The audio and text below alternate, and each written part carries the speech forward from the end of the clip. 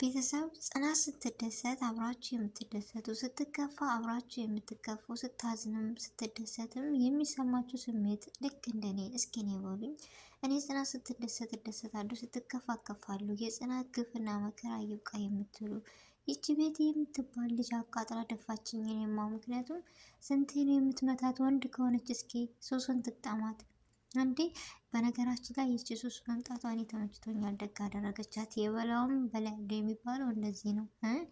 ሱስ የምትባል አዲስ መጣችልን የቃቃ ሚስቴ እያለ ግሮቤልም ይኸው እንደ የሚገርም ነው። ነገር ግን ጽናትና መሳቅ አይቻልም። ጽናትና ቤቲ እንስማማ እያሉ ነበረ። ምክንያቱም ይቺ ሶስ የምትባል ልጅ ልትወስደው ነው እያሉ ሁለታቸውን ፍራቻ አድሮባቸዋል። ቢስማሙ ነበር የሚሻላቸው። ቤቲ ግን ቅጥል እያለች ጽናትን መታቻት። ጽናት ደግሞ የኔ ባልሆነ ለምን እንደዚህ ትቀሪያለሽ ብላ ምክር በሰጠቻት ጥፊ አይገባም አላበዛችሁም። ግን ይቺ ቤቲ የምትባል ልጅ ወይኔ ጉዴ ቅጥል ነው ያደረገችኝ። በመጀመሪያ አሰላሙ አለይኩም ወረህመቱላሂ ወበረካቱ። ውድና የተከበራችሁ ውድ ቻናሌ ቤተሰቦች እንዴት ናችሁ? ደህና ናችሁ? ከኔ ጋር አልሐምዱሊላህ። እንደውም ክርስቲያናት ወንድሞቼ ሰላም ብያለሁ። በያለንበት የዓለም ዳርቻ ሰላማችን ይብዛ። አላህ ሀገራችንን ሰላሟን አንድነቷን ይመልስልን። ሁላችንም በዱዓ በጸሎት እንበርታ። ውድ ቤተሰቦቼ ለቤት አዲስ የሆናችሁ ሰብስክራይብ ማድረጋችሁን እንዳትረሱ። እንዲሁም ነባር ቤተሰቦቼ ቪዲዮን ከወደዳችሁት በላይክና በሼር ጀምሩት። ስህተት ካለ አርሙኝ እያልኩኝ አስተያየት እቀበላለሁ። ስጡኝ ውድ ቤተሰቦቼ። ቪዲዮን ትወዱታላችሁ ብዬ ተስፋ አለኝ። እስከ መጨረሻው አብራችሁን ቆዩ። ዛሬ እንደተለመደው የጽናት ድራማ ብዙ ነገሮችን የምንማርበት እና ብዙ ፈተናዎችን ውጣ ውረዶችን እየተማርንበት ያለ ድራማ በጉጉት የምንጠብቀው ነው። ለምን መሰላችሁ? ጽናት ስለ ቤት ሰራተኛ ሆና የገጠር ልጅ ሆና የዋህና ቀን ሆና የምትሰራው ፊልም በጣም ነው ደስ የሚለው። ለብዙዎቻችን አስተማሪ እና በጉጉት የምንጠብቀው ነው እና እንዳያችሁት አንዳንዴ የዋህ መሆንና ቅንነት ብዙ ነገር እንትን ይላል፣ ይደርስብናል። ፈተና እንጃ ይደራረባል። በቃ እላለሁ። ያው አንድ ነገር ለከይረ ነው ይባላል። ፈተና ለኛ ያጠነክራል እንጂ ወድቆ አያስቀርም። እና ጽናት እንዳያችኋት የገጠር ልጅ የዋህ ማንነቷን በሰው ቤት መታየት ስለሰራች ግን የሚደርስባት ግፍና መከራ በጣም ከባድ ነው። አንዳንዴ ያለምነውን ስተን የምንሄድበት መሰናክሎች ድንገት ይከሰታሉ። ጽናት እንዳያችሁት ያላሰበችው ዓለም ውስጥ ነው የገባችው። ምክንያቱም ከገጠር የመጣችው አባቷን ለማሳከም ትምህርቷን ለመማር ነበረ። ግን ትምህርቷንም ትታ ሁሉንም ነገር ትታ ቤተሰቡን ትታ ሀገሯን ትታ ከተማ ገብታ የቤት ሰራተኛ ሆና እየተቀጠረች እየሰራች ነው። ለምን መሰላችሁ? የአባቷን ሕክምና ገንዘብ ስለሌላት ይህን ማድረግ አለባት። ለአባቷም እውነቱን አልተናገረችም እስካሁን። ስለዚህ ነገር ግን እየሰራች እያለ አባቷንም አሳክማ ድኖላታል። ግን እሷ አሁን ያለችበት ሁኔታ በጣም ከባድ ነው። አረብ ሀገርም ለሄድ ነው አለች። በቃ ትምህርቷንም ትታለች። ግን መግባት ከሌለባት ወዳ ሳይሆን የሆነ አንዳንዴ በመካከል የሚመጣ ነገር አለ። ከክሮቤል ፍቅር ይዟታል ልበል በቃ። ግን እሷም አትነግርም፣ እሷም አይነግራትም። በመካከላቸው ግጭት ይፈጠራል። ለምን ይሆን አላውቅም። ብቻ ኪሮቤል እና ጽናት በአንዱ ነው ማየት የሚፈልግ እንደኔ ማለት ደስታቸውን። ቤቲ የምትባል ደግሞ የቁሟን አለቀች። የቀናት እኮ በጣም ከባድ ነው። አንዳንድ ጊዜ እኔ በዚህ ብዙ ነገር ተምሬበታለሁ። ቀናት ለምንም ነገር የማይጠቅም ራስን ይጎዳል እንጂ። ያው ደግሞ እንዳያችኋት መራዊ በጣም ደስ የምትል ልጅ ነች። ግን በጣም ነው ዛሬ ወደ እና በቃ በጣም አሳዝነኛል ከምላችሁ በላይ። ለምን መሰላችሁ? አንዳንዴ ሙሉ ጤና ሰጥቶን አልሐምዱሊላ ብለን አላህን አመስግነን አናውቅም። የሆነ ስራ ሲበዛብን ሲከፋን፣ በእርግጥ በሰው ሀገር የምንገኝ እናለቅሳለን፣ ተክዛለን ምናምን። ግን ሙሉ አፍ ያለን የሆነ ነገር ሲጎለን ብቻ የሆነ እንበሳጫለን። አንዳንዴ ዞር ብለን ስናየው ትንሽ ነገር ሲያመንን አስባችሁታል?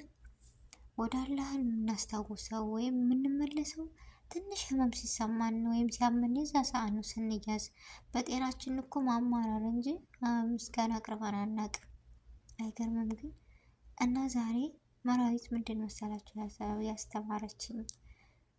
የሆነ ሁሉን ነገር አሟልቶ የሰጣት ጎበዝና ጠንካራ ነች። ግን የአላህ ስጦታ ነው እና ይህን ነገር በሽታ እንዳየችው ከመልመድ የተነሳ አብሮ ከመብላት ከመጠጣት ከመጫወት የተነሳ ናሆምን ወድጀዋለሁ። እኔ ግን ደግሞ ወድጀው ወደ እኔ እንዲቀርብና ወደ እኔ እንዲመጣ ህይወት ሁሉ ሐኪም ቤት እንደሆነ ጭንቀት እንደሆነ አልፈልግም ማለች። አያችሁ፣ ከሷ በሽታና ከሷ ህመም ከሷ ፍቅር ይልቅ ያሰበችው ለማን ነው? ለሱ። ወይኔ ምንኛ መታደል ነው ብላለች ጽናት። እውነትም መታደል። አንዳንዴ ለራሳቸው ሳይሆን ለሰው ስታስቡ በጣም ደስ ይላል። በነገራችን ላይ ለሰው መልካም መሆን ለሰው ቅን መሆን የዚህን ያክል ነው ወይ ብዬ ራሴን የማስብበትና ራሴን የገመገምኩበት ነው። አንዳንድ ጊዜ ራስ ወዳድነት መሆንም በጣም ራስን ያስጠላል ከመጠን በላይ። ለሰው ደግሞ መልካም ስናስብ መልካም ነገሮች በዙሪያችን ይገጥሙናል እና ይህን ተምሬያለሁ። እውነት መራዊት ይህን ሁሉ ሀዘን ስታለቅስ ያንን ባይ ስታፈስ እኔ በጣም ስሜታዊ ሆንኩኝ። ድራማም መስሎኝ ወይም የውሸት አልመሰለኝም። በጣም ስታለቅስ አልቅሻለሁ። እኔ ለኪም ጤና የሆነን እኛ ይህን ሁሉ እናማራለን ብዬ ነው የወሰድኩት። ቤተሰብ ጤነኛ ሁኜ ብዙ ነገር ውጣ ውረድን በተፈተንኩ ጤነኛ ሁኜ ምነው በደከመኝ ሰርቼ የሚል ስንት ሰው አለ እና ይህን ልል የቻልኩበት ምክንያት መሰላችሁ? እኔ አልታደልኩም፣ በሽተኛ ነኝ። ሌላ ሰው ይዤ በእኔ እንዲጨነቅና በእኔ እንዳስብ አልሞትም ብላ እንደዚህ ብላ ስታለቅስ እኔ በጣም ነው የተሰማኝ። እና ሱሲስ ምን ላይ ትደርሳለች? የሱሲና የጽናት የኪሮቤል የቤቲ ነገር ምን ላይ ይደርሳል? መጨረሻስ ማን ያሸንፋል? እኔ ግን ራሴ ግምት ሰሞኑን ቤቲና ሱሲ በጣም ይበጣበጣሉ። እንዳያችሁት ናሆም ፈርቷታል ገና ሳትመጣ። ናሆም እንደምታዩት እሷን መራዊትን በጣም ይንከባከባታል፣ ይረዳታል። ጽናትንም እንደዛው ሁሉንም እኩል ነው የሚያየው። ግን ጽናትና ኪሮቤል በአንድ እንደሚሆኑ ተስፋ አለኝ። የራሴ ግምት ነው፣ የእናንተን አላውቅም። እንደውም መራዊትና ናሆም በአንድ እንደሚሆኑ ተስፋ አለኝ፣ ሁለታቸው ማለት ነው። ምክንያቱም ሁለታቸውም ይዋደዳሉ። ግን አስቀድሞ ማነው ፍቅርን የሚገልጸው? ኪሮቤል ነው ወይስ ጽናት ናት? አላውቅም። ወይስ ሱሱ ትወስደዋለች? ጽናትና ቤቲ አበዱ ጨለሉ በሉኝ። እንደው ጉድ እኮ ነው። ሲንቀረፋው አስወሰዱት። ቤተሰብ ምን ትላላችሁ? የሚገርም ነው ከምር። ግን በጣም ደስ ያለ ነገር መሰላችሁ?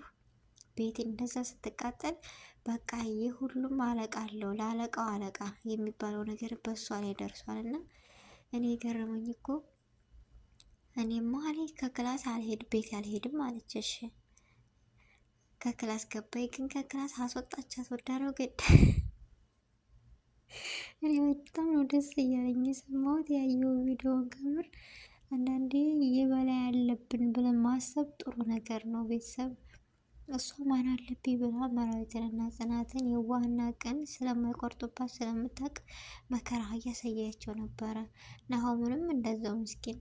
ግን አሁን የእሷ የበላይ ሱሱ የምትባል ልጅ ከች ብላለች። የኪሮቤል የቃቃ ሚስቱ የልጅነቱ መታለች እና የቃቃ ሚስቱ ታሸንፋለች ወይስ እውነተኛ ፍቅረኛ ወይስ የጽናት ፍቅር ያሸንፋል? ኪሮቤል ለማንኛውም አጋደላቸው ተጋደሉ ነው የሚባለው፣ አላቅም። ብቻ ይህን ይመስል ነበረ። ውድ ቤተሰቦች ማን ያሸንፋል የሚለውን በኮሜንት አስተያየታችሁን አስቀምጡልኝ። የዛሬ ቪዲዮ ይህን ይመስል ነበረ። ስህተት ካላረሙኝ ወዱታላችሁ ብዬ ተስፋ አለኝ። በአዲስ ቪዲዮ በአዲስ ነገር እስከምንገናኝ ድረስ በያለንበት የዓለም ዳርቻ ሰላማችን ይብዛ። አሰላሙ አሌይኩም ወረህመቱላሂ ወበረካቱ።